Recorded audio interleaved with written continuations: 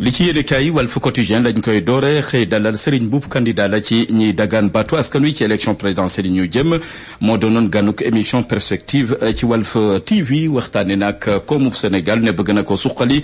ci anam yu mucc ay bokk na ci partem la ko tax a jóg mooy liggéey fexe ba itamit jox ndaw ñi xëy ak itamit taxawu askan wi ci seen wàllu kaaraange ak seen i moomel Serigne Mboup ndongo daara gi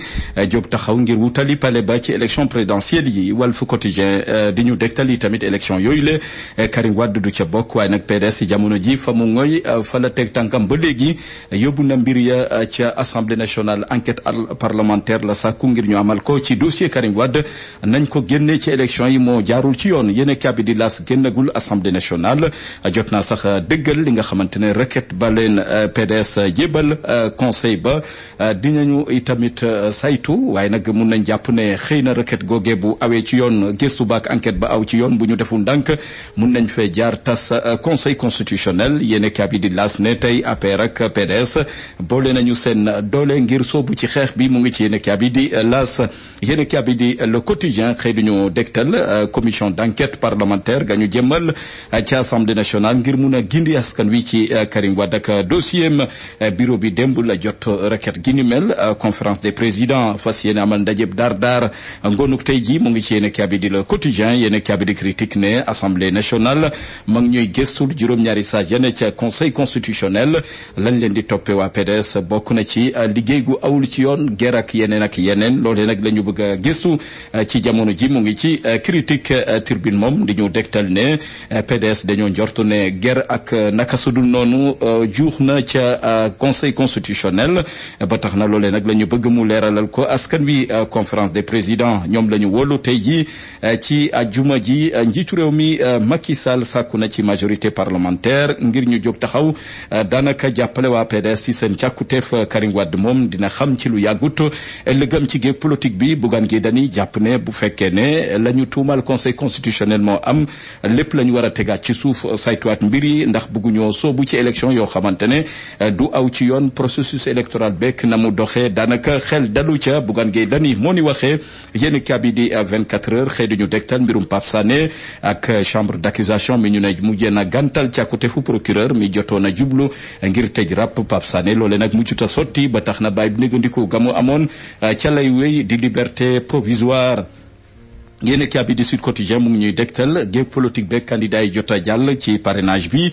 te ñu ràññee leen lool ci élection présidentielle yi ñu jëm jot nañoo tënku nag ci dogalu sénéri candidat yooyee juróom-ñett lañu kenn ku nekk xam le ne daal bu ñu faloo bëgg nañu jëfee li nga xamante moom lañ jotoon a dëxëñ ca sénéri ci ñooñee tamit bëgg nañu assise nationale yooyee ñu mun ko jëmmal ca palais ba mu ngi ci yéen kaabi di Sud Quotidien yéen kaabi di Source A di ñu dégtal Bassirou Diomaye Faye mi ñu ne ñetti mbir a ngi ni mun na ko gàllankoor ci candidature am jàll na ba noppi waaye nag bu ñu deful ndànk dina jafe lool mu mun a wéyal ndax la ko tënk ci dossier gañ koy toppee dossier criminel gañu teg ci ndoddam jotuñoo xóotal googu lépp dossier ba tax na Bassirou Diomaye Faye ci jamono ji ngir mu am afia dina jafe lool yéen kaabi di Source A moo ñu ko yëggee yéen kaabi di yor bi xëy duñu dégtal njiital Pastef Ousmane Sonko projet gamu ne mu ngi koy weel ci jamono ji projet googu képp ku ci gis sa bopp mun nga ca langa mu ngoy ci yéen kaabi moo ñu ko yëggee yéen kaabi di réew mi quotidien xëy duñu dégtal njiitu réew mi Macky Sall naka la ñu def ba gën a sàmm vie privée askan wi bañ a xotti war may jaare ko ci réseaux sociaux yi ne dinañ ci jël matuwaay loole nag jur na waxtaan gu yaatu le mandat di ñu ko dégtal njiitu réew Macky Sall fas yéene na jóg jublu ci réseaux sociaux yi ña fay jaare ngir salfañe dundu doomi aadama yi yéen kaabi ne njiitu réew Macky Sall xàll na ca yoon protection de la vie privée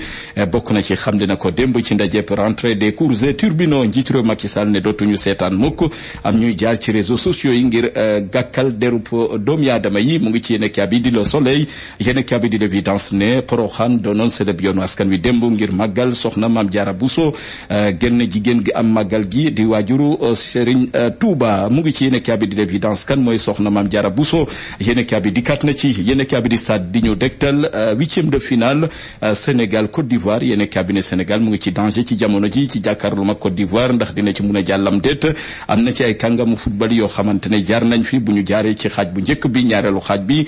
te leen te Sénégal mooy champion d'Afrique war a jàkkaarloo Côte d'Ivoire. Dakar Times ne match gàngoog daanaka final gàngoog laata arbitre di siffler ca stade Yamoussoukro yéen cabinet Dakar Times ne gaynde yi jël nañu matuwaay yi ci war bu ñu sukkandikoo ci Aliou Cissé ne bile match duñ ci yoxi benn yoon luñ ci mën dañ ko ci def ba Sénégal desandi ci googule CAN.